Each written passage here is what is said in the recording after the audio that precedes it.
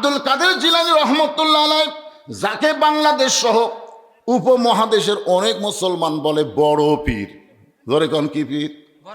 বড় পীর আব্দুল কাদের জিলানী। শোনেন না ভাইজান, কিন্তু আসলে এখানে বড় ছোট কথা না, তিনি যে একজন আল্লাহর ওলি ছিলেন এই ব্যাপারে কোনো সন্দেহ। ওই যারা আহলে হাদিস করে তারা তো পীরটির কিছুই মানে না। সে আহলে হাদিসের আব্দুল রাজ্জাক বিন ইউসুফ তার এক বক্তব্যে বলেছেন আব্দুল কাদের জিলানী আল্লাহর ওলি, এই ব্যাপারে সন্দেহ নাই। কারণ তিনি একটা কিতাব লিখেছেন গুনিয়াতুত তালিবিন। এই কিতাব যেই পড়বে এমনভাবে ইসলামের ছাত্র হবে, ওই ছাত্রকে আল্লাহ জান্নাতের দরজা পর্যন্ত নিয়ে যাবে। জোরে কান সুবহানাল্লাহ।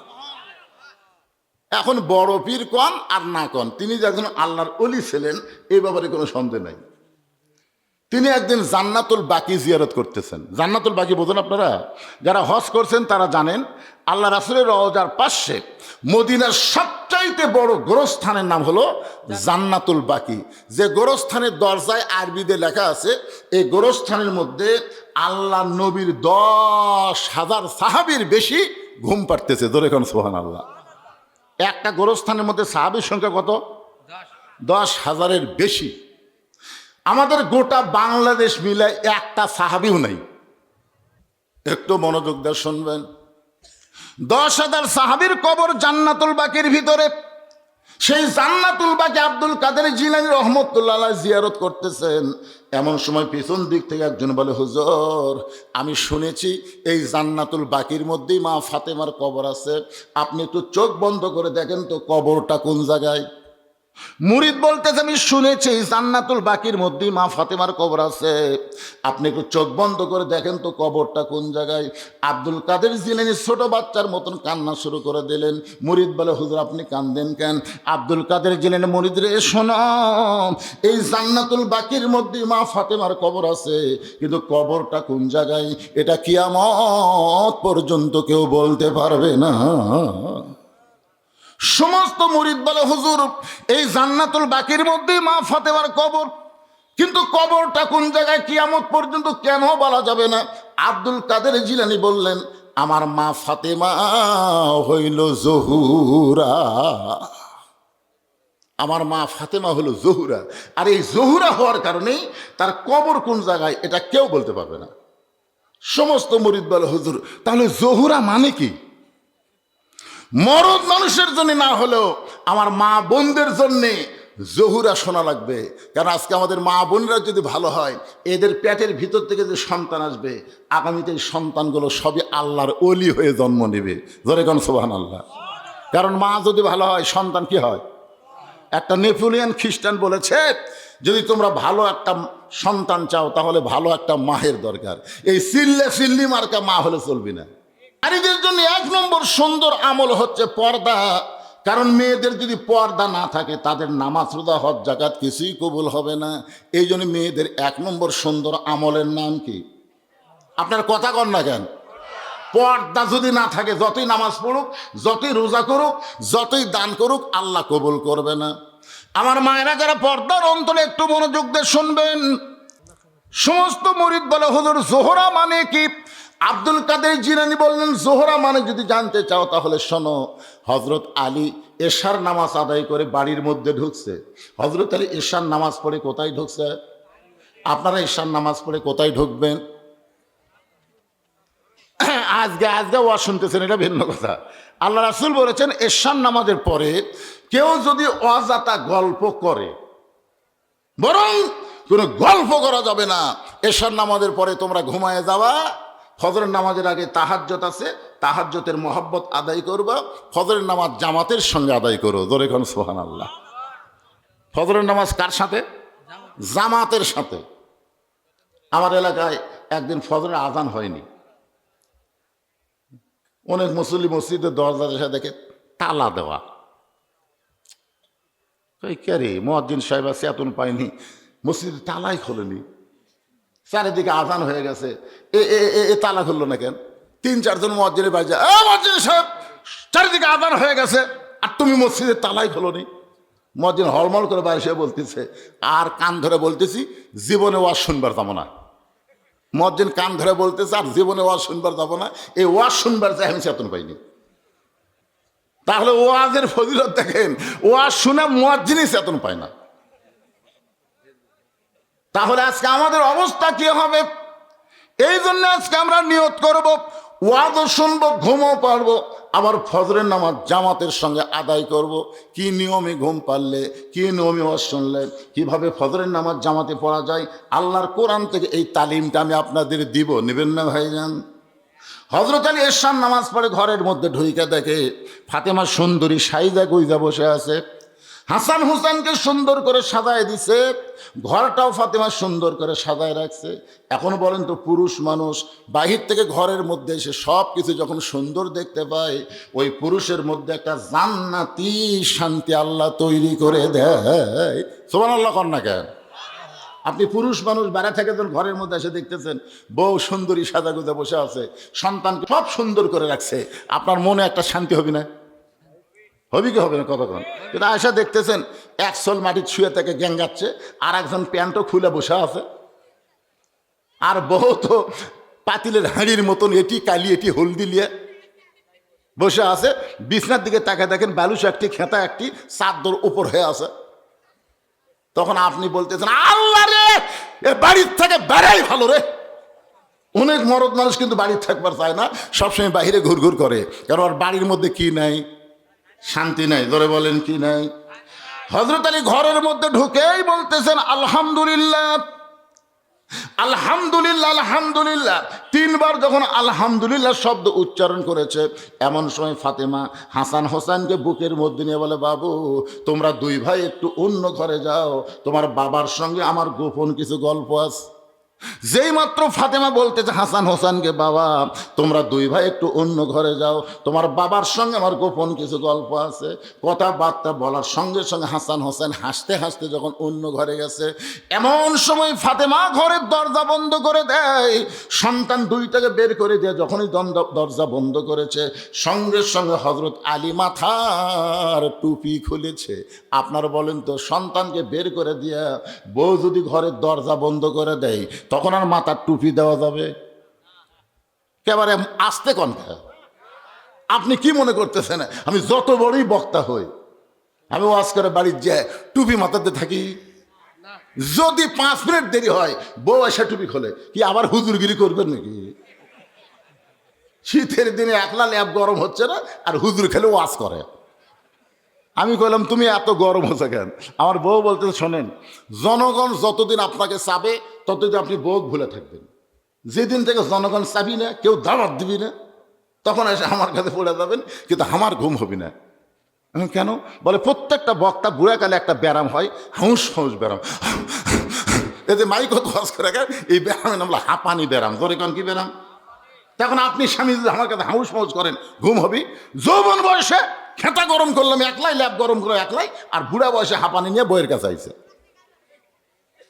একটু মনোযোগ দেন, আল্লাহ কোরআনে বলেছেন, হুন্না লিবাসুল লাকুম ওয়া আনতুম লিবাসুল লাহুন্না। স্বামী হলো বিবির পোশাক, বিবি হলো স্বামীর পোশাক। যেই মাত্র ফাতেমা দরজা বন্ধ করেছে, সঙ্গে সঙ্গে হযরত আলী মাথার টুপি খুলেছে। ফাতেমা এক দৌড়ে এসে স্বামীর বুকের মধ্যে মাথা ঢুকে ছোট বাচ্চার মতন ফোঁপায় ফোঁপায় কাঁদতেছে। আলী বলতেছে, ফাতেমা তোমার কান্দার কারণ কি? ফাতেমা বলে, স্বামী গো, আর কোনোদিন ঘর সাজাবার পারবো না, আর কোনোদিন সন্তান দুইটাকে সাজাই দিবার পারবো না, আর কোনোদিন সাইদা গুইদা আপনার সামনে দাঁড়াবার পারবো না, কারণ আজকে গভীর রাত্রে ফাতেমার মৃত্যু হবে। যেই মাত্র কইছে গভীর রাত্রে ফাতেমার মৃত্যু হবে, গাছের গোড়া কাটলে গাছটা যেমন পড়ে যায়, হযরত আলী তেমনি পড়ে গেলেন ঘরের মাজায়। ফাতেমা এবার মুস্কি মুস্কি হাসতেছে। কিছুক্ষণ আগে কান্দে কান্দে স্বামীর কাছে যে কথা কইছে, স্বামী পড়ে যাওয়ার পর ফাতেমা মুস্কি মুস্কি হাসতেছে। মুস্কি মুস্কি হেসে ওই স্বামীর মাথাটা উরাতের উপরে নিয়ে কপালে একটা চুমা দে বলে, স্বামী গো, এতদিন আমি জানতাম আপনি পৃথিবীর সবচাইতে বড় জ্ঞানী, আপনি পৃথিবীর সবচাইতে বড় বীর। এজিদের চামচা বলেছে, হোসাইন তোমার বাবা হলো বিশ্ব আলেম, তোমার বাবা শুধু বিশ্ব আলেম না। ফাতেমা বলতেছে, আমার নবী বলেছেন, আমার বাবা বলেছেন, আলী আসাদুল্লাহিল গালিব, আলী হচ্ছেন পৃথিবীর সবচাইতে বড় বীর। জোরে কান সুবহানাল্লাহ। ফাতেমা বলতে বলতেছে পৃথিবীর সবচাইতে জ্ঞানী আপনি, সবচাইতে বড় বীর আপনি, আর বইয়ের মরার খবর শুনে এভাবে পড়ে গেলেন। আপনি কি মনে করেন দুনিয়াতে আসা থাকার জন্য না যাওয়ার জন্যে? সবাই বলেন, ছোট বড় যারা বসে আছেন সবাইকে বলতে হবে, আমি যেই বলবো আসলে আপনারা বলবেন যাইতে হবে। আসলে কবে?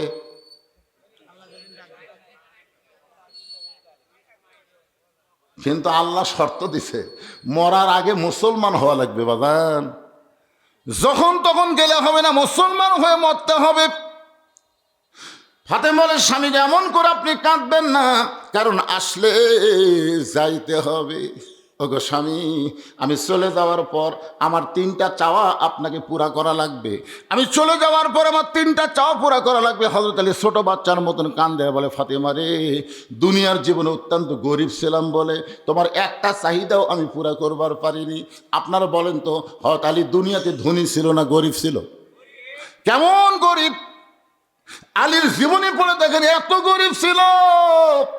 ফাতেমা হযরত আলীর বউ হওয়ার পরে জাঁতা ঘুরাইতে ঘুরাইতে হাতের মধ্যে ফসকা পড়ে ওই হাতের চামড়া উঠে রক্ত পর্যন্ত বের হয়েছে। এত অভাবী ছিল হযরত আলী। সে আলী কান্দের বলে, ফাতেমা, দুনিয়ার জীবনে কিছুই দিবার পারলাম না, মরার পরে তুমি কি চাইবা ফাতেমা? ফাতেমা বলে, স্বামী গো, আমার 3টা চাওয়া। 1 নম্বর চাওয়া হলো রাতের অন্ধকারে আমার মৃত্যু হবে। এই রাতের অন্ধকারেই আমাকে দাফন করা লাগবে, কারণ আমি পর্দাকে এত ভালোবাসি। সব সময় আল্লাহর কাছে দোয়া করেছে, আল্লাহ ফাতেমার মৃত্যুটা যেন গভীর রাতে হয়। আল্লাহ তাআলা আমার দোয়া কবুল করেছে। আমার রাতের অন্ধকারে পর্দায় মৃত্যু হবে, কিন্তু আমি মরে যাওয়ার পর এই 3টা চাওয়া আপনাকে পুরা করা লাগবে। রাতের অন্ধকারে আমাকে দাফন করবেন, দিনের আলোতে যদি কবর দেন তাহলে আমার পর্দার খেলাফ হয়ে যাবে। ওগো স্বামী, আমার 2 নম্বর চাওয়া হলো আমার কোনো জানাজার ব্যবস্থা করবেন। মেয়ে মানুষের জানাজা এখানে মাইকিং করে করার কোনো দরকার নেই। ফাতেমা বলতেছে, যিনি নারীদের নেত্রী হবেন জান্নাতে, তিনি বলতেছেন আমার জানাজার কোনো ব্যবস্থার দরকার নাই। আলী বলতেছেন, ফাতেমা, তুমি নবীর কলিজার টুকরা, তোমার মৃত্যুর খবর শুনলে হাজার হাজার মানুষ তোমার জানাজায় দোয়া করবে, তুমি কি এই দোয়া চাও না? ফাতেমা বলতে, স্বামী গো, লক্ষ লক্ষ মানুষ যদি দোয়া করে ফাতেমা ভালো, আর আপনি যদি বলেন আমার ফাতেমা ভালো না, ওই লক্ষ মানুষের দোয়া দেয় ফাতেমার 1 তিল পরিমাণ লাভ হবে না। আর দুনিয়ার তামাম মানুষ যদি বলে ফাতেমা খারাপ, আর আপনি যদি বলেন ফাতেমা ভালো, এই স্বামীর সার্টিফিকেটে আল্লাহ ফাতেমার জন্যে 8টা জান্নাতের দরজা খুলে দিল। এখন আপনারা বলেন, বউ ভালো হওয়া লাগবে কার কাছে? কেন আমার কথাকে আপনার বুঝতে পারতেছেন? তাহলে বউ ভালো হওয়া লাগবে কার কাছে? আর হামাকের গুলা লব উল্টা কি কয়, এরকম লব উল্টা খালি তুমি আমাকে দেখতে পারো না, খালি তুমি। গোটা পাড়া খুঁজে দেখো আমার বিরুদ্ধে কেউ নাই। এই মায়েরা যারা পর্দার অন্তরে বসে আছেন, গোটা পাড়ার লোক আপনাকে ভালো বললে হবে না, আপনার স্বামী আপনাকে ভালো বলা লাগবে। জোরে কোন কথা ঠিক কিনা? আজ পর্যন্ত কোনোদিন শুনছেন যে মেয়ে মানুষের লাশ সামনে থেকে কেউ বলেছে এই মেয়েটা কেমন ছিল? কেউ বলছে? কেন বলে না?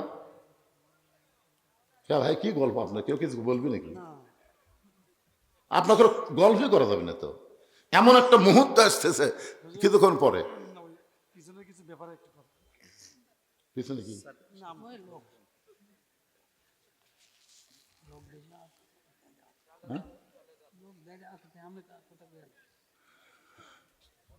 আসলে একে তো বদরশীদ বক্তা এই এলাকায় খুব কম আসছে, ঠিক না বলেন? এই বছর তো আশাই হয়নি। এটা তো একটা আসি। আবার দ্বিতীয়ত আমি কিন্তু ঘরের বক্তা না, আমি হলো ভাইরাল বক্তা। ধরে কোন কি বক্তা? এখানে এমন কোনো লোক নাই যে আমার ওয়াজ শোনেনি। 3 নম্বর হলো এখানে এমন একটা অবস্থা আসার পরে আমি জাহিদুল ভাই থেকে শুনলাম যে একেবারে গোস্ত দিয়ে আলু ঘাটি আবার ভাত। এটা কি জাতা কথাকে ভাইরে? আপনি মানুষ যতই বসান শেষ পর্যন্ত রাস্তা পর্যন্ত যাবি, কারণ ভাত তরকারি যদি মাছ ঘাটি হতো, অনেকে মাছ ঘাটি পছন্দ করে, গরুর গোস্তর ভাত এটা ছাড়া।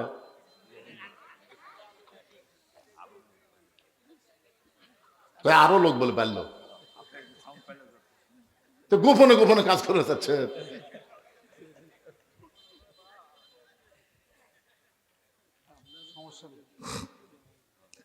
অমামিন দাব্বাতিন ফিল আরদি ইল্লা আলাল্লাহি রিজকুহা। পৃথিবীতে এমন কোনো বিচরণশীল প্রাণী নাই যার রেজেকের ব্যবস্থা আল্লাহ করে নাই। আমাদের দায়িত্ব হলো দাওয়াত দেওয়া, আল্লাহর দায়িত্ব হলো খাওয়ানো। জোরে কর কথা ঠিক কিনা? আমরা কি খাওয়াতে পারবো? আমাদের কাজ কি? দাওয়াত দেওয়া। ইনশাল্লাহ কোনো টেনশন নাই, বরকত দেওয়ার মালিককে। আরো জোরে, জোরসে বলুন। ফাতেমা বলে, স্বামী গো, আমার 3 নম্বর চাও হলো আমার লাশটা খাটনিতে তুলবেন না। আমি মরে যাওয়ার পর আমার লাশটা খাটনিতে তুলবেন না। আমি ফাতেমা হিসাব করে দেখলাম 4 জন ব্যক্তি আমার খাটনি কান্দে নেবে, এমন 4 জন পুরুষ দুনিয়াতে নাই। আমার বাবা যদি আজকে দুনিয়াতে থাকতো, মরা মেয়ের লাশের খাটনি বাবা কান্দে নিবার পারতো। আমার হাসান হোসেন যদি বড় হইতো, তাহলে মায়ের লাশের খাটনি কান্দে নিবার পারতো। ওগো স্বামী, 6 মাস আগে আমার বাবা দুনিয়া থেকে বিদায় নিয়েছে। আমার হাসান হোসেন এত ছোট, এরা তো মায়ের লাশের খাটনি কান্দে নিবার পারবে না। আপনি শুধু আমার লাশটা কান্দে করে নিয়ে ওই জান্নাতুল বাকির পূর্ব কোণায় সবুজ রঙের একটা বাতি জ্বলবে, ওই বাতি বরাবর আমাকে দাফন করবেন। যদি আমার কবর খুঁড়তে আপনার কষ্ট হয়, তাহলে আপনার একান্ত বন্ধু যদি কেউ থাকে দুনিয়ায়, তার একটু বলে দিবেন ফাতেমার কবরটা যেন গোপনে খনন করে দেয়। হযরত আলী গভীর রাত্রে পাগলের মতন দৌড়াইতে দৌড়াইতে, আলীর বন্ধুর নাম হলো আবু যর গিফারি। গভীর রাতে আবু যর গিফারের জানলার কাছে ছোট বাচ্চা যেমন ফোঁপায় ফোঁপায় কান্দে জেদ করে, এমন করে হযরত আলী কাঁদতেছে। আবু যর গিফারি চমকে গেল, এই গভীর রাতে আমার জানলা এমন করে কে কান্দে, কে এমন করে কাঁদতেছে? বের হয়ে দেখে আসাদুল্লাহিল গালিব হযরত আলী কাঁদতেছে। আবু যর গিফার বলে, আলী ভাই, জীবনে বহু যুদ্ধ তোমার সঙ্গে করলাম, কোনো যুদ্ধে তোমাকে পরাজিত হয়ে কাঁদতে দেখি নাই, কিন্তু আজকে তোমার জীবনে এমন কি যুদ্ধ শুরু হয়েছে যেই যুদ্ধ আমার জানলা এমন করে কাঁদতেছো? আলী বলতেছে, আবু যর, ওই জান্নাতুল বাকির পূর্ব কোণায় একটা কবর কর। আবু যর বলতেছে, আলী রে, এখন পর্যন্ত দুনিয়ার কেউ মৃত্যুবরণ করে নাই, তাহলে কবর কেন খনন করতে হবে? আলী, দিনের বেলা কি কবর খনন করা যাবে না? এই রাতের বেলা কেন কবর খনন করতে হবে? আলী বলতেছে, আবু যর, একজন পর্দানিশী এই গভীর রাত্রে দুনিয়া থেকে বিদায় নেবে, তার ওয়াজ শর্ত হলো এই রাতের বেলায় তাকে দাফন করা লাগবে। যা যা কবর কর। আবু যর গিফার বলে, আলী ভাই, সেই পদ্মানিশী কে গো? তার নাম কি তোমার মুখস্থ নাই?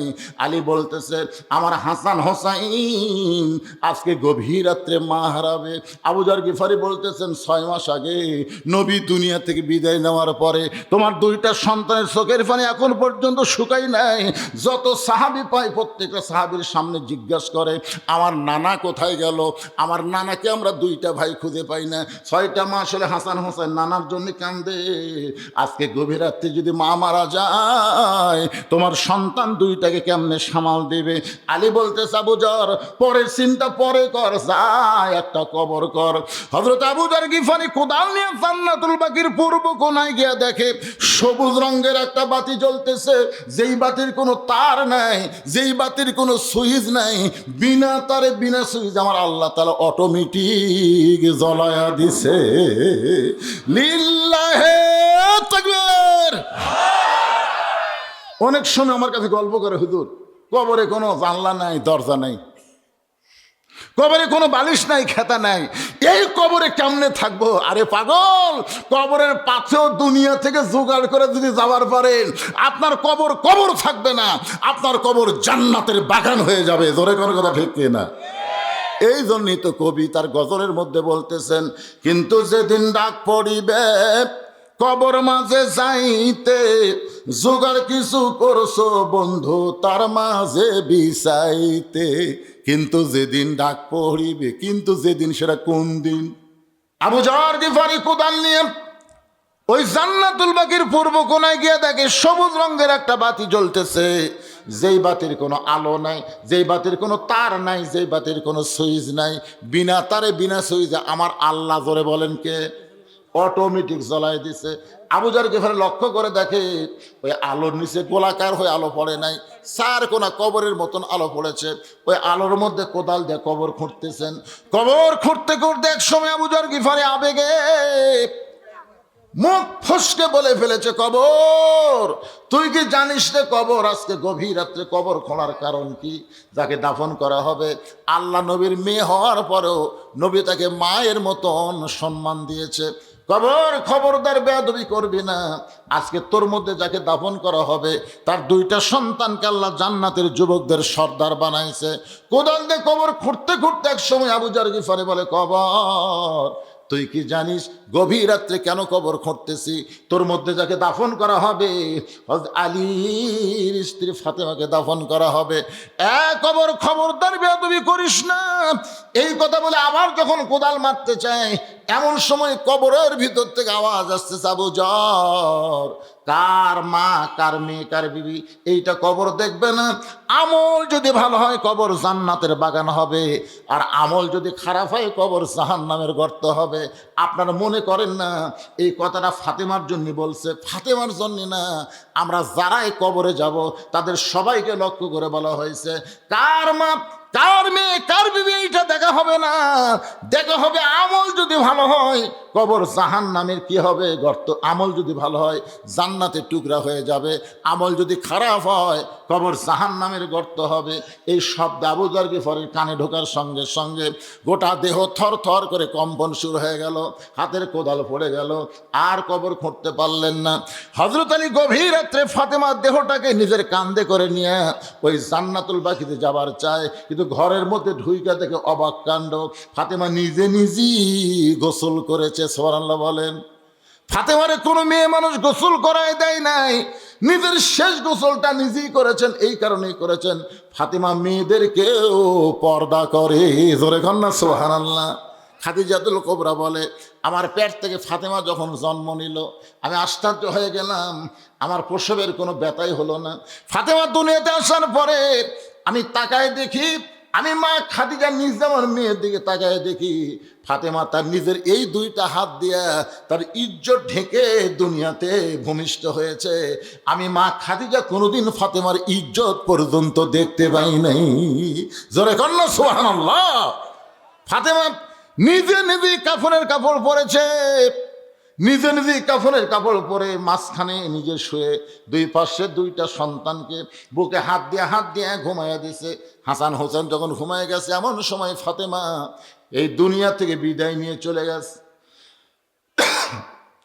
হযরত আলী ফাতেমার দেহখানা কাঁধে করে নিয়ে ওই জান্নাতুল বাকির পূর্ব কোণায় গিয়ে বলে, আবু যর কবর থেকে সরে যায়। আল্লাহ তাআলা আবু যরকে আগেই কবর থেকে খেদাই দিস।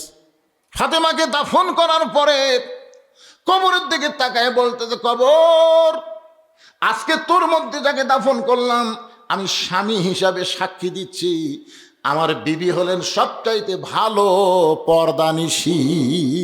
জোরে কন্যা সুবহানাল্লাহ। আমি স্বামী হয়ে বলতেছি আমার ফাতেমা পর্দানিশী। কবর আমার ফাতেমা পর্দানিশী, ও দরদে আল্লাহ আমার পর্দানিশী বিবি ফাতেমাকে তুমি কবুল করে নাও। যেই বলেছে কবুল করে নাও, আলী তাকায় দেখে সামনে কয়েকটা পুরাতন কবর দেখা যায়। এইমাত্র ফাতেমার কবর নিজের হাতে দিছে, সেই কবরটার নাই। হযরত আলী আবার লক্ষ্য করে দেখলেন পুরাতন কবর দেখা যায়, নতুন কবর নাই। গোটা জান্নাতুল বাকি দৌড়ায় আর কান্দার বলে, ফাতেমার কবর ফাতেমার কবর। কে যেন বলতে চালি রে ফাতেমা পর্দানিশী, আমি আল্লাহ জহুরা ডিগ্রি দিয়া ফাতেমার কবরটাকে কিয়ামত পর্যন্ত পর্দা করে দিয়েছি। আমার মায়েরা যারা পর্দার অন্তরে বসে বসে শুনতেছেন, ওই ফাতেমার সঙ্গে যদি জান্নাতে যাবার চান, আমি মেয়েদেরকে বলতেছি ফাতেমার সিগনেচার ছাড়া একটা মেয়েও জান্নাতে যাওয়ার পারবে না। কারণ ফাতেমা হলো জান্নাতি নারীদের নেত্রী। এখন ফাতেমা তো যাকে তাকে সিগনেচার করবে না, কেবলমাত্র পর্দানিশী নারী যারা হবে তারাই ফাতেমার হাতের সিগনেচার পাবে। মায়েরা যা করছেন করছেন, আজ থেকে ওয়াজ শোনার পরে আপনার পর্দার ভিতরে থাকবেন। পুরুষেরা যা করছেন করছেন, ফজরের নামাজ থেকে নামাজ শুরু করবেন। আর কথা কয় না। আপনারা মাগরিব এশার নামাজ কারা কারা পড়েননি হাত তোলেন, এ কথা আমি কব না, এ কথাই বলবো না। কারণ মাগরিব এশা কারা কারা পড়েননি হাত তুলবার বললে আপনারা শরম পাবেন। কিন্তু আজকের এই ওয়াজ শোনার পরে মরা লাগবে, বাঁচার কোনো বুদ্ধি নেই, যে কোনো সময় যাইতে হবে, এইটা বিশ্বাস করে কারা কারা ফজর পড়বেন না, কারা কারা ফজরের নামাজ পড়বেন না, তারা একটা হাত তোলেন। কোনটি? ওটা ভুল করে ইচ্ছা করে কেউ তুলবে না। তাহলে কি বুঝতেছেন? আজকের মসজিদের উন্নয়ন কল্পে মাহফিল, ফজরের সবাই যদি নামাজ পড়ে, মাহফিল কমিটি ধন্য হয়ে গেছে। এত টাকা খরচ করার পরেও তারা লস হয়নি, কারণ আজকের মাহফিলের কারণে যদি সবাই ফজরের নামাজ আদায় করে, ইনশাআল্লাহ আল্লাহ যদি দেয়, দুনিয়ার কেউ আটকাবার পারবে না। জোরে কোন কথা ঠিক কথা বলেন ভাইজান। অধিকাংশ কবর কিন্তু ভণ্ডদের দখলে। জোরে কোন কথা ঠিক কিনা?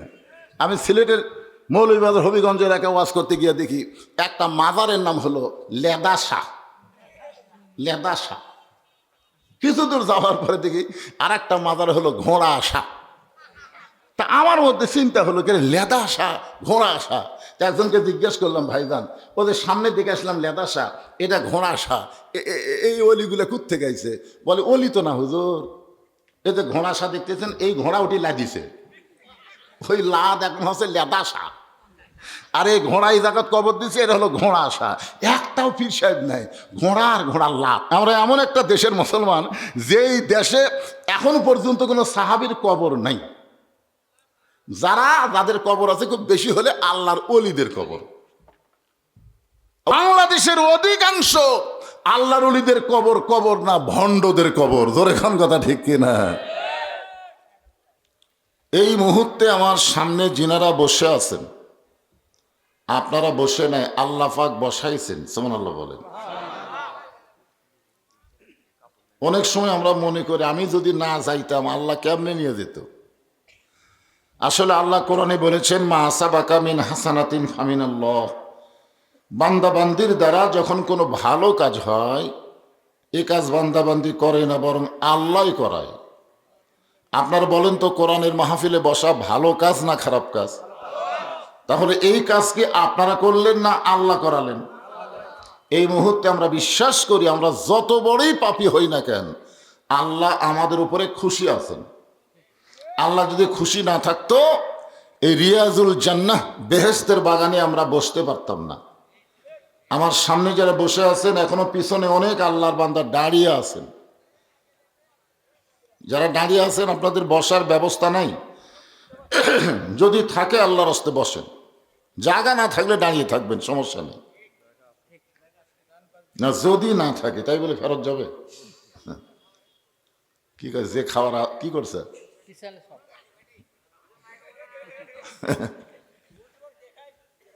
আর যাচ্ছে রে বাবা, ভালো করে দেখো, দেখা যাচ্ছে না কি? মাঝে মধ্যে এরকম মুখ করবো তো, তার কথা। তোমরা এখানে যত মানুষ বসে আছো, এর চাইতে কয়েক হাজার গুণ, কয়েক গুণ না, কয়েক হাজার গুণ মানুষ গোটা পৃথিবী ব্যাপী দেখতেছে, এই যে এই ক্যামেরার মাধ্যমে। এগুলো যদি মুখের সামনে না দেয় তাহলে হয়।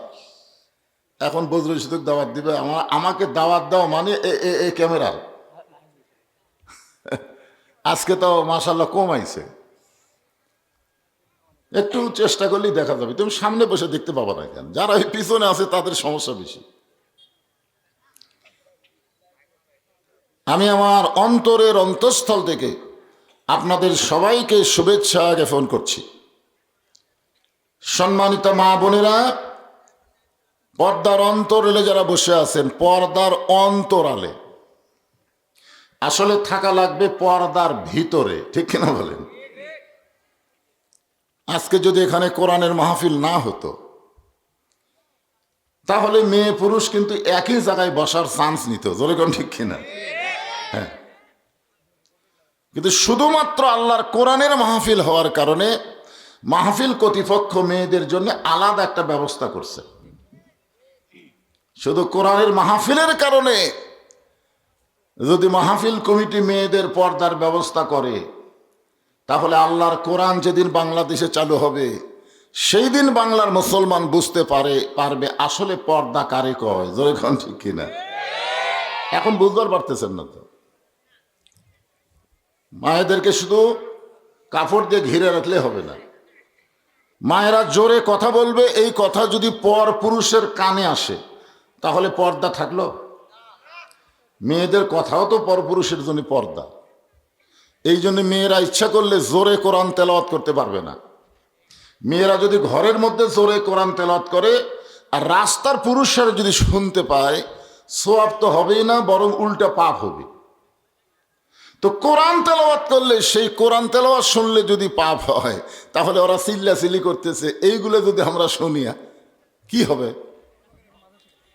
এই জন্য মা বোনদের অনুরোধ করবো, একটু জমে জমে চেপে চেপে বসেন, জবানকে সংযত করেন। আমি আমার অন্তরের অন্তঃস্থল থেকে সম্মানিত মা বোনদেরকেও শুভেচ্ছা জ্ঞাপন করে এই মুহূর্তে জানতে চাচ্ছি, আপনারা সকলে কেমন আছেন? জি আলহামদুলিল্লাহ, আলহামদুলিল্লাহ রব্বিল আলামিন। যে আল্লাহ শারীরিক সুস্থতা, মানসিক প্রশান্তি দান করে আজকের এই জান্নাতের বাগানে আমাদের কবুল করলেন, আমরা সে আল্লাহর প্রতি খুশি হয়ে জবান খুলে সকলে বলবো, রব্বানা লাকাল হামদ হামদান কাসীরান তাইয়িবান মুবারাকান ফীহি। আল্লাহর প্রশংসা যত বেশি করবেন, আল্লাহ তত খুশি হবে। আল্লাহ কোরআনে বলেছেন, লাইন শাকারতুম লাযীদান্নাকুম, যে আমার শুকরগুজারি বান্দা হয়, আমি আল্লাহ তার প্রতি নিয়ামতে। এখন বলেন তো, নিয়ামত মানে কি? নিয়ামত মানে আল্লাহর সন্তুষ্টি। তাহলে আল্লাহর সন্তুষ্টি যদি আমরা পাবার চাই, আলহামদুলিল্লাহ বলা ছাড়া উপায় নেই। এখন প্রশ্ন হচ্ছে, আমরা আল্লাহর প্রশংসা এত কেন করব? এই কারণেই করব, ভাগ্য গুণে আমরা একটা আল্লাহ পাইছি। আমাদের ভাগ্য এত ভালো, আমরা ভগবান পাইনি, গড পাইনি, ঈশ্বর পাইনি, আমরা পাইছি কি? আল্লাহ। যে আল্লাহ সম্পর্কে আল্লাহ নিজেই বলেছেন, আল্লাহু লা ইলাহা ইল্লা হুয়াল হাইয়ুল কাইয়্যুম। আমাদের আল্লাহ কি? আয়াতুল কুরসির প্রথমে আল্লাহ এটার পরিচয় দিয়েছেন। যদি আপনারা সামনে থেকে আলিফ বাদ দেন, তাহলে দেখবেন আল্লাহর পরিচয় ফুটে উঠতেছে, লিল্লাহি মা ফিস সামাওয়াতি ওয়াল আরদ। আবার যদি মন চায় আর একটা নাম বাদ দিয়ে দেখেন, লাহুল মুলকু ওয়া লাহুল হামদ। আবার যদি মন চায়, লাম আর রাখবো না, হুয়াল্লাহুল্লাযী লা ইলাহা ইল্লা হু। এমন একজন আল্লাহ ভাগ্য গুণে পাইছি, যে আল্লাহর সব বাদ দিলেও আল্লাহ বাদ পড়ে না। আমাদের আল্লাহ হলেন সদা বিরাজমান। সুবহানাল্লাহ। এখন একটা আল্লাহ, এমন একটা আল্লাহ পায় খুশি না বেজার? মাশাআল্লাহ। শুধু আল্লাহ পাইনি, আমরা পেয়েছি ইসলাম। আমরা পাইছি কি? যে ইসলাম সম্পর্কে আল্লাহ কোরআনে বললেন, মিল্লাতা আবিকুম ইব্রাহিম হুয়া সাম্মাকুমুল মুসলিমিন। তোমাদের জাতির পিতা হযরত ইব্রাহিম তোমাদের নাম রেখেছে মুসলমান। জোরে কোন সুবহানাল্লাহ। কোরআনে আল্লাহ বলেছেন, উদখুলু ফিস সিলমি কাফা, পুরাপুরি ভাবে ইসলামের ভিতরে তোমরা প্রবেশ করো। আমাদের পরিচয় হলো আমরা মুসলমান। জোরে বলেন, আমাদের পরিচয় কি? আরো জোরে কন। শুধু মুসলমান পরিচয় না, আমরা এমন একজন মহামানবের উম্মত, যার সম্পর্কে আল্লাহ বলেন, লাকাদ কানা লাকুম ফি রাসূলিল্লাহি উসওয়াতুন হাসানাহ। সফলতা যদি অর্জন করতে চাও, তাহলে দুনিয়ার কাউকে না, বিশ্বনবীকে তোমাদের আদর্শের নেতা হিসাবে গ্রহণ করে নাও। এই কথাতে আমরা বুঝতে পারলাম, আমাদের নবী শুধু নবী না, আমাদের নবী হলেন আমাদের নেতা। কথা কয় না? নেতা মানবেন না? নবীর প্রতি দরুদ পড়ি, নবীর সালাম করি মসজিদের ভিতরে, কিন্তু নবীর সমাজ গড়ার কাজে অনেকের দ্বন্দ্ব মনে বাজে। আমাদের নবী শুধু নবী ছিলেন না, মদিনায় হিজরত করার পরে নবী হলেন মদিনার রাষ্ট্রপতি। ধরে কোন সুবহানাল্লাহ। আল্লাহ কোরআনে বলেছেন, তাবারাকাল্লাযী বিয়াদিহিল মুলকু ওয়া হুয়া আলা কুল্লি শাইইন কাদির। আয়াতের শাব্দিক অর্থে পরে আসতেছি। হোসাইন রাদিয়াল্লাহু বসে আছেন, খুব খেয়াল করবেন। নবীর একজন নাতির নাম হলো হোসাইন, জোরে বলেন নাম কি? হোসাইন। ইতিমধ্যে এজিদের কিছু লোক, ইয়াজিদ কিন্তু মুসলমান, হযরত মুআবিয়া রাদিয়াল্লাহু তাআলা আনহুর বেটা ইয়াজিদ।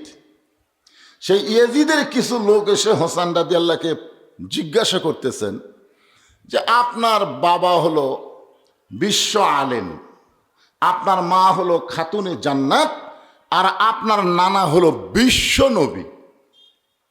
কথাটা খেয়াল করেন।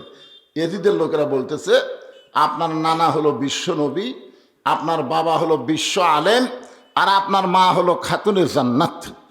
এমন একটা বংশ থেকে আল্লাহ আপনাকে দুনিয়াতে পাঠাইছে যে আপনি খালি বসে থাকা খাবেন, আপনার খাওয়ার কোনো অসুবিধা নেই। খালি বসে থাকবেন, আট রশির দরবারের মতন, বুঝলেন না? খালি বসে থাকবেন, বাড়ান লাগবে না। দুনিয়ার সব মানুষ গরু ছাগল নিয়ে যে দিবে। আপনার বলেন তো প্রস্তাবটা ভালো না খারাপ? খুব ভালো না?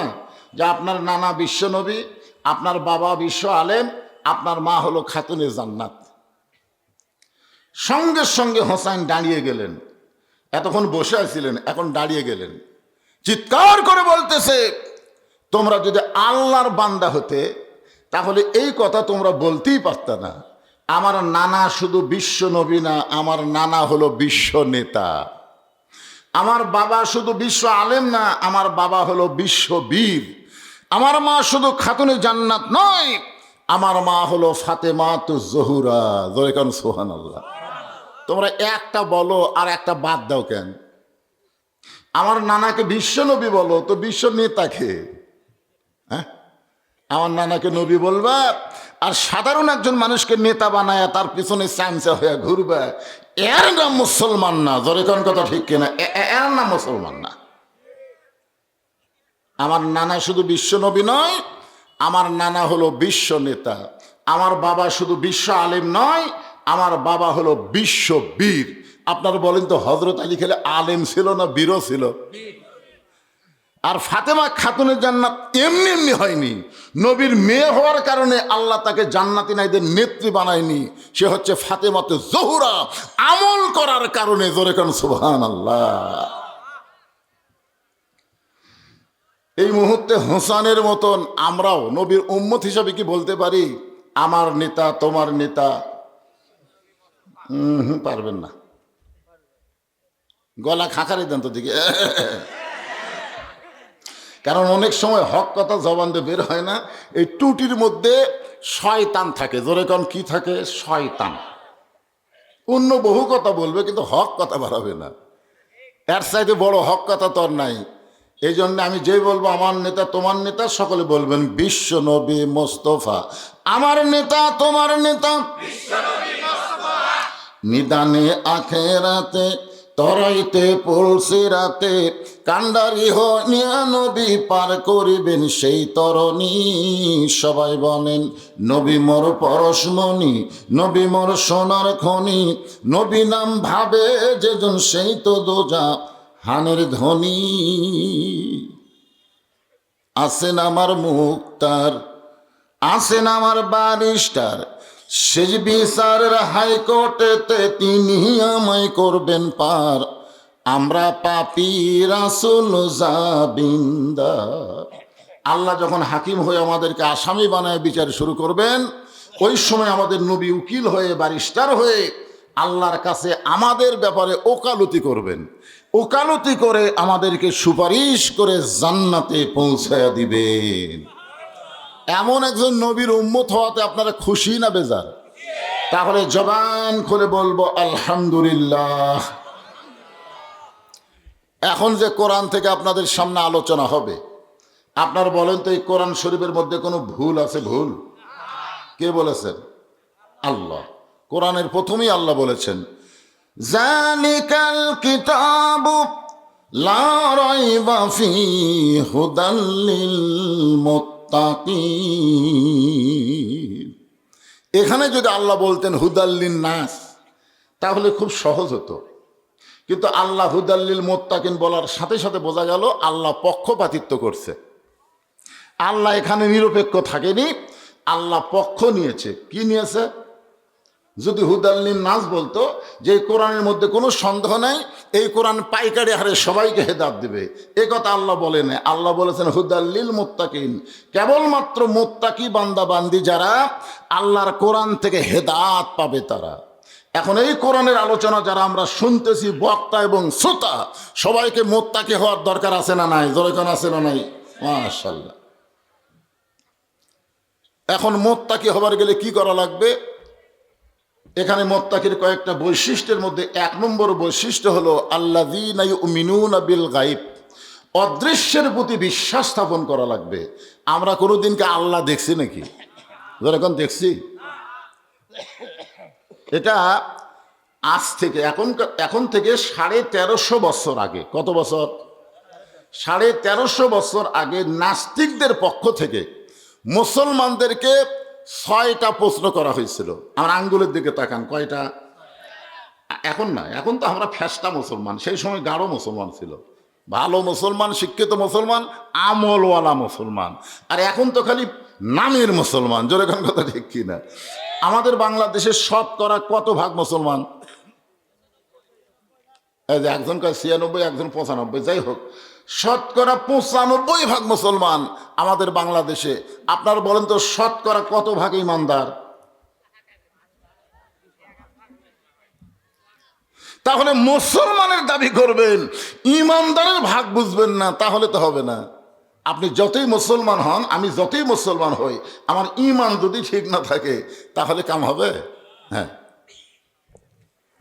নাস্তিকদের পক্ষ থেকে যে 6টা প্রশ্ন করা হলো, তার মধ্যে একটা প্রশ্ন হলো, তোমরা যে আল্লাহকে বিশ্বাস করো, সে আল্লাহ কোথায় আছে? আমরা আল্লাহ বিশ্বাস করি কি করি না? আমরা কি দেখা বিশ্বাস করি না না দেখা বিশ্বাস করি?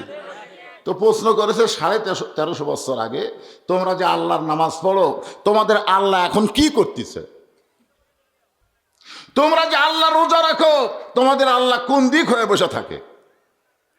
তোমরা যে আল্লাহর ইবাদত করো, হুকুম পালন করো, তোমাদের আল্লাহর আগে এই পৃথিবীতে কে ছিল? 5 নম্বর প্রশ্ন হলো, তোমরা যে আল্লাহর গোলামি করো, সারা রাত করো, সারাদিন করো, তোমাদের আল্লাহ দেখতে কেমন? কয়টা করছে? ধরে এখন কয়টা? আর একটা প্রশ্ন করলো, যেই নবীর উম্মত হইয়া নবীর সুপারিশ নিয়ে তোমরা জান্নাতে যাবার চাও, তোমাদের সেই নবী নাকি মেরাজ করেছেন। আজকে মসজিদকে যদি উন্নয়ন করতে চাই, শুধু মসজিদ 2 তলা 3 তলা 4 তলা করলে মসজিদের উন্নয়ন হবে না। মসজিদের উন্নয়ন হলো মুসল্লি কালেকশন। জোরে কোন কথা ঠিক কি না? মসজিদ তো মাশাআল্লাহ, মুসল্লির খবর কি? তো নাস্তিকেরা বলল, তোমরা বিশ্বাস করো তোমাদের নবী নাকি 7 আসমান পাড়ি দিয়া আল্লাহর আরশে গেছে, আল্লাহর সঙ্গে দেখা করে আল্লাহ নাকি 5 ওয়াক্ত নামাজ দিছে। আমাদের প্রশ্ন হলো, তোমাদের নবী কোন দরজা দিয়ে আল্লাহর কাছে গেল? দরজা দেখান লাগবে। নাস্তিকদের ধারণা আসমানের কোনো দরজা নেই। তা আমরা বলি নবী দরজা দিয়ে আল্লাহর আরশে গেছে, সে দরজাটা কোথায় আছে? দরজা দেখান লাগবে।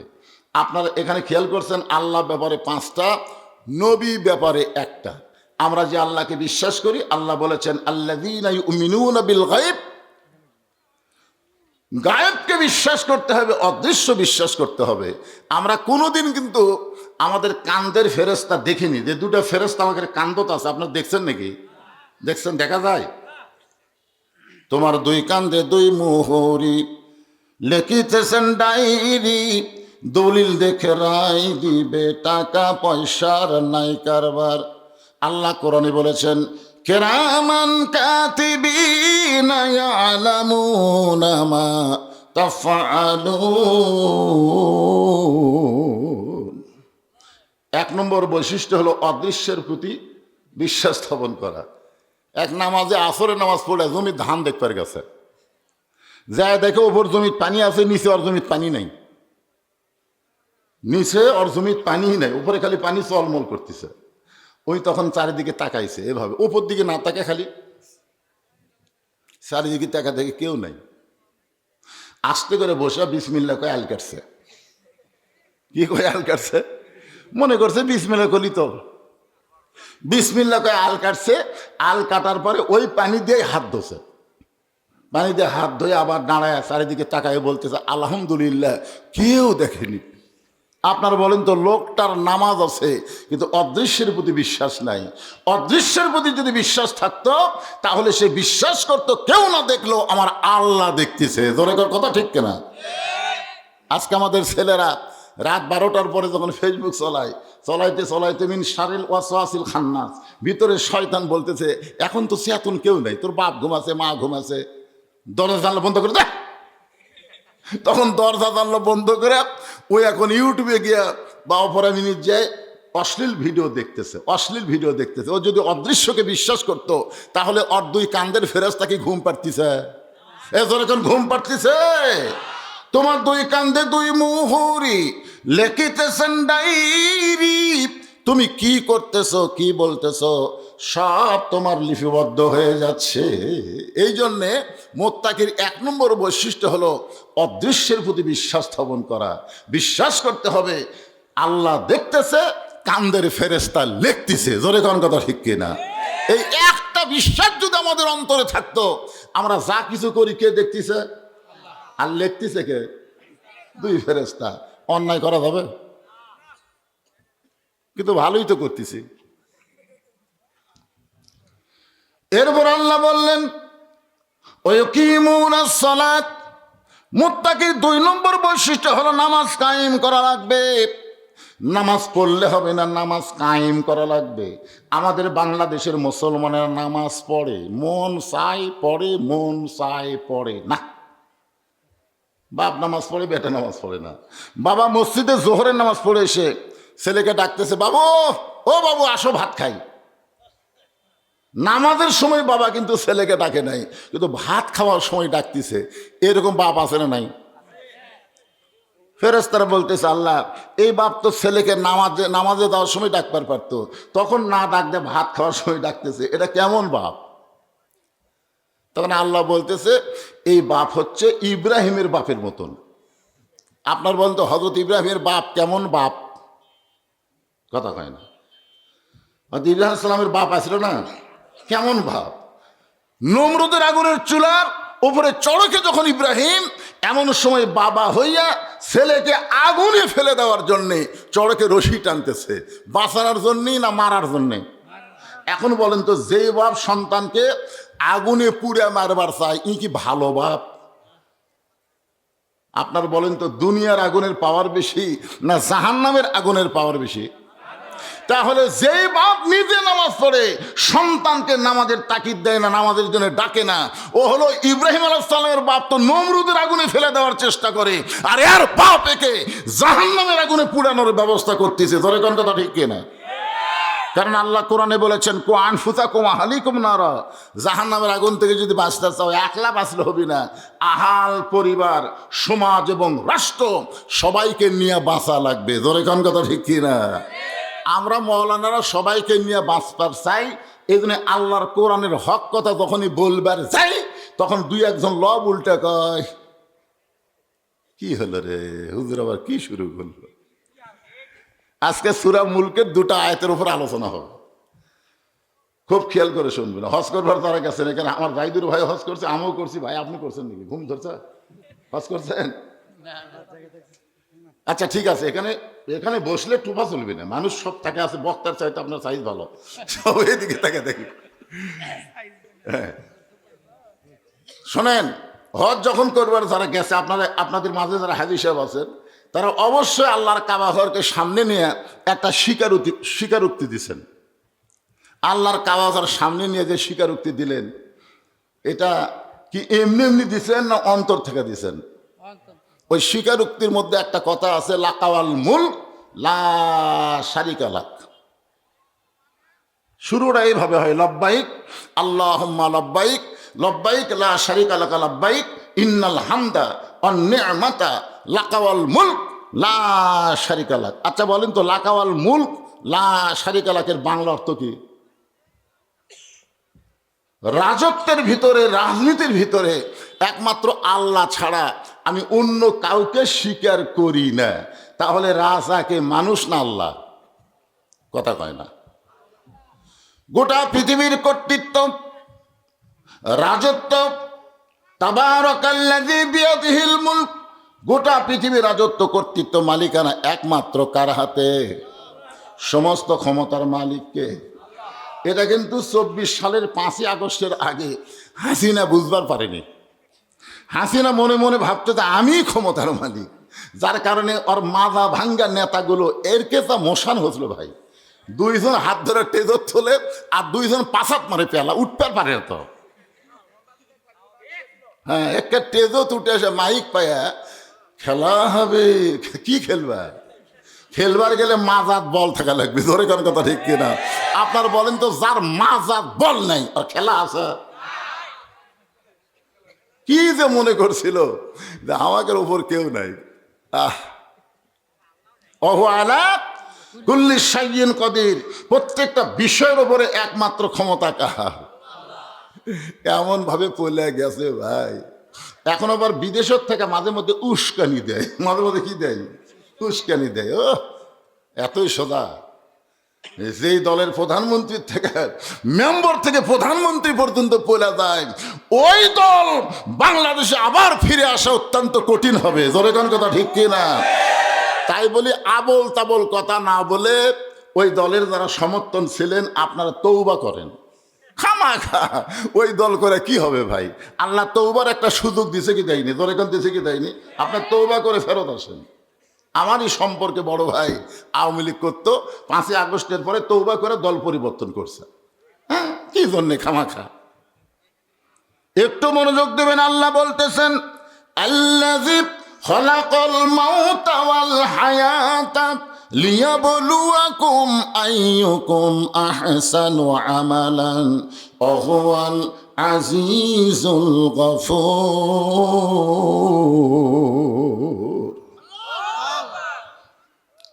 কইলে সবাই কম, 2-1 কইলে হবে। এখানে আল্লাহ কি বলতেছেন? মৃত্যু এবং হায়াত। আমরা কি মরবো? মরবেন? আল্লাহ এখানে বলতেছেন খলাকাল মাউতা ওয়াল হায়াত। আমি তো এই আয়াত নিয়ে খুবই চিন্তা করছি। আমি কয়েকটা তাফসির পড়ে দেখলাম, আগে বলা লাগতো খলাকাল হায়াতা ওয়াল মাউতা, আগে জীবনের কথা বলা লাগতো, তারপরে মরার কথা বলা লাগতো। কিন্তু আল্লাহ যে মরার কথা বললেন কি জন্যে? আমরা সাধারণত জানি জন্মিলে মরিতে হবে, তাই জানি না ভাই? জন্ম নিলেই তো মরা লাগবে। তা আল্লাহ মরার কথা আগে বলে পরে জন্মানোর কথা বললেন, খালাকাল মাওতা ওয়াল হায়াতা। এই আয়াতের তাফসির পড়তে গিয়ে সমস্ত তাফসিরকারক একই কথা বলেছেন, প্রত্যেকটা মানুষের সবচেয়ে নিকটতম যে জিনিসটা তার নাম হলো মৃত্যু। আপনারা বলেন তো, আমাদের সবচেয়ে নিকটে তার নাম কি? আপনারা যারা এখানে আমার সামনে বসেছেন, আপনারা কি এরকম একটা লোক বলতে পারেন হুজুর আমার বাড়ি সবচাইতে কাছে, আমি ওয়াজ শেষ করে বাড়ি যাবই? এরকম একটা লোক বলেন তো। এই পুচকে, তুই তো ছোট মানুষ, তোর দাদাই বাঁচা আছে, তোর বাপ বাঁচা আছে, তুই বললে ক্ষতি কি? বল।